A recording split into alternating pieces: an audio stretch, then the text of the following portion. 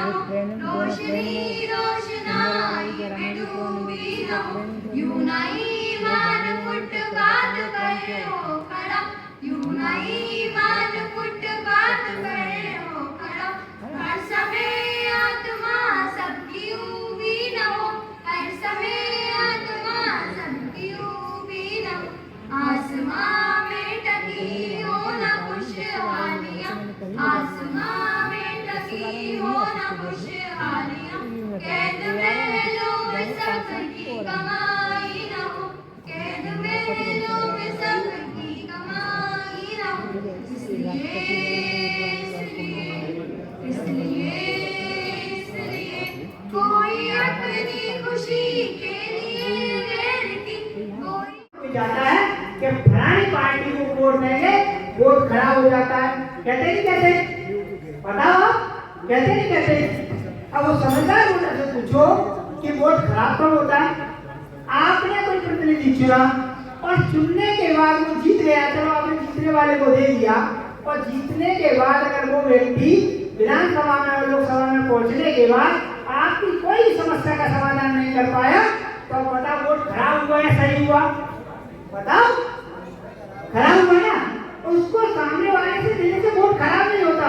Vote खराब जब होता है जब वो आपके वोट से संसद और विधानसभा में जाता है और आपके हक और अधिकार की बात नहीं करता, तो आपका वोट खत्म, माइनस, जीरो, नथिंग। आप 5 साल पीछे बैठ, क्योंकि ये लोकतंत्र आपको शिक्षा देता है, स्वास्थ्य देता है, न्याय देता है, सम्मान में जीने का अधिकार देता है। इसलिए आपको इस वोट की रक्षा करना है। आपने कभी भेड़ को, बकरी को, किसी जानवर को, पशु पक्षी को कभी पैसे देते हुए देखा है? वो अपनी कीमत कभी लगाता है? कौन लगाता है उसकी कीमत? उसकी कीमत उसका मालिक लगाता है। ऐसे ही हमें जो सहारा देते हैं ना, कहते हैं अरे भाई वहां वोट तो खराब हो जाएगा, इन्हें वोट तो ये सही जाएगा। वो लोग कौन होते हैं?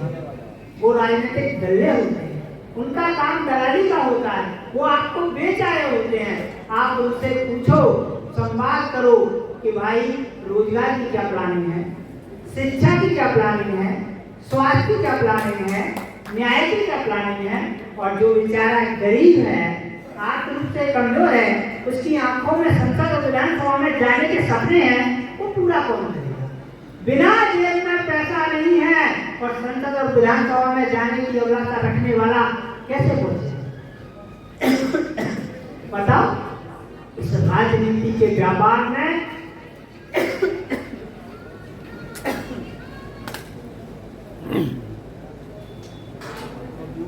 ये माइक भी गलत पकड़ रहा है, उसे पता है सत्यता बोलना बड़ा अपराध होता है।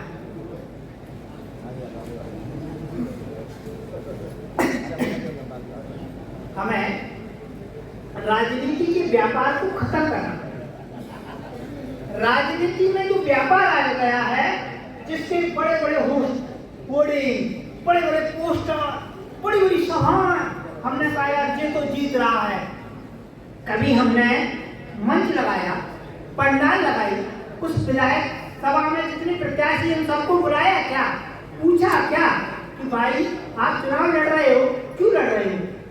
हमारे लिए क्या प्लानिंग है, क्या योजना है, हमारे लिए, हमारे प्रदेश के लिए क्या योजना बनाई है, हमारे बच्चों के लिए क्या योजना बनाई है, किसने हमारी जो आर्थिक स्थिति उसके लिए क्या प्लान बनाया है, स्वास्थ्य के लिए क्या प्लान बनाया है। पूछो उनसे। अगर लगता है कि हाँ आप जो प्रत्याशी ने आपकी बात को सही ढंग से प्रस्तुत किया, और ऐसा नहीं कि बात तो अच्छी अच्छी सभी कर लेते हैं, तो उसकी करनी और कथनी में समानता है या नहीं? अगर है तो उसे सपोर्ट करो, नहीं है तो उसका विरोध करो। हम लोग नए राजनीतिक मध्य प्रदेश में करने का प्लान कर रहे हैं। थोड़ा उसमें कुछ छटेंगे, कुछ हमसे भी कहेंगे, वो दलाल है, पैसा लिया होगा। आज का कार्यक्रम आपको हकीकत बता रहे हैं, ये सब बैठे हैं, इनकी जेबों से गया है पैसा, ये सब है मानव। इसके इन्होंने पूरी ताकत के साथ, किसी ने 5,000, किसी ने 10,000, किसी ने 2,000, किसी ने 3,000, जिसका क्षमता थी सारे प्रदेश अध्यक्षों ने दिया। हमने बाहर से किसी व्यक्ति से पैसा नहीं लिया। हम आपको बता देते हैं कि हम लोग ईमानदारी से राजनीति का व्यापार खत्म करने के लिए मोर्चा तैयार किया है, और यदि आप लोग हमारा साथ देंगे, मैं ज्यादा बड़ी बात नहीं कहता, कि हम अंतिम पंक्ति में जो पीछे बैठे हुए हैं उनको आने वाली पंक्ति में लाने का कष्ट करेंगे पूरी ताकत के साथ। जिस तरह से जब मंच पर बड़े बड़े हमारे वक्ता थे, तो हमारे कार्यकर्ता, हमारे प्रदेश अध्यक्ष कहाँ थे?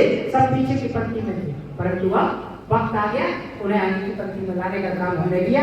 इसी प्रकार जो संघर्ष करेगा, जो इस मोर्चे के लिए काम करेगा, मैं विश्वास दिलाता हूँ उसको हम आगे वाली पंक्ति में लाने का काम करेंगे। विधानसभा और लोकसभा में उसको व्यापारिक दृष्टि से उसकी पूंजी को नहीं लगने देंगे। जो भी होगा सब समूह रूप से होगा और राजनीति के व्यापार को खत्म करके होगा। इसी के साथ मैं अपनी वाणी को विराम देता हूँ। एक बार नारा जरूर लगाना, पूरा मत माने साथियों, जिसकी आवाज में दम नहीं उसका कोई साथ नहीं। अब मैं हमारे बीच में अमर सिंह जी आ चुके हैं, आरक्षित समाज पार्टी के प्रदेश अध्यक्ष हैं। मैं उनसे आग्रह करूंगा कि वो मंच पर आए। आदरणीय श्री अमर सिंह जी, एक बार जोर से नारा,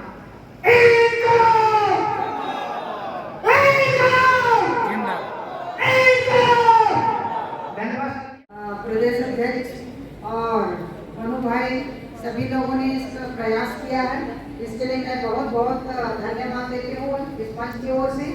और आप सभी को अभी आप लोगों ने देखा होगा कि जगह जगह पर काली दुर्गा के रूप में पूजन किया जा रहा है। तो साथियों, आज के परिवेश में जिस तरह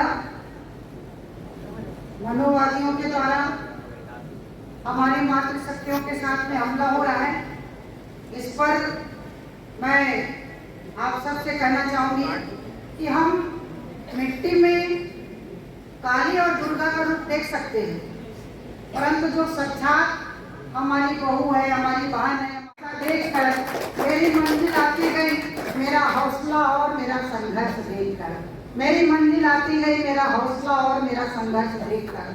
तो साथियों, यदि जिस व्यक्ति में चाहे वो मातृशक्ति हो, पितृशक्ति हो, युवा शक्ति हो, यदि आपके मन में कोई ऐसी विचार है, कोई ऐसा जज्बा है संघर्ष करने का, आपको कार्य करने का, तो आप कोई किसी के मोहताज नहीं है। साथियों, आपको अपने आप में विश्वास होनी चाहिए।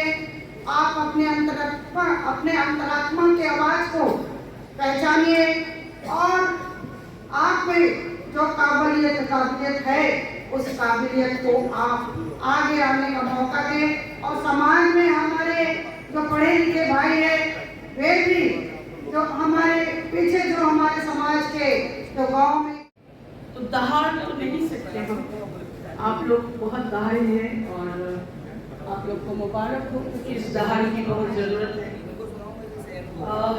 दो तीन बातें लगती हैं। एक तो जैसे योगेश जी ने कहा बच्चों की बात की, तो मुझे अच्छा लगा।